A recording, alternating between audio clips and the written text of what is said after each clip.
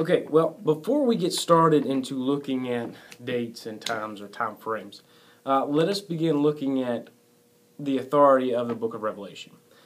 What we find at the very beginning of the book of Revelation, chapter 1, verse 1, it says that this revelation, the book of Revelation, is from Jesus Christ himself. This book, the book of Revelation, isn't from, while John wrote this book, he was inspired by Jesus.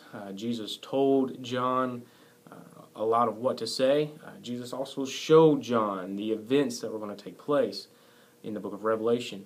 Much of what we read in the book of Revelation, we find that these are Jesus' own words, talking to his churches, talking to his people, telling them to get ready and be prepared. So when we look at the book of Revelation, we don't look at just a book of somebody who just sat down and maybe was having dreams or had visions and thought of stuff. We see that Jesus Christ was the one who inspired these words through John and showed John what would take place.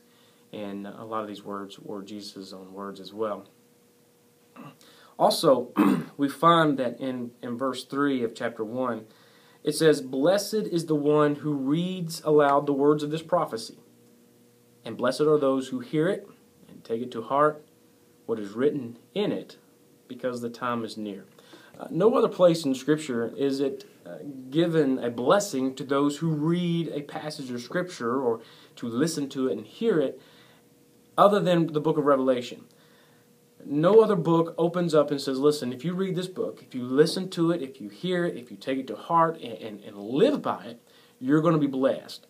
Jesus starts out, this book of Revelation starts out saying, blessed is the person who takes the time to read this, to listen to it, to hear it out, and to take it to heart and be changed by it. So, the good news is, while you listen to me tell you a little bit about the book of Revelation, the good news is, Jesus says that you shall be blessed. So let's get started with the first few events of the book of Revelation.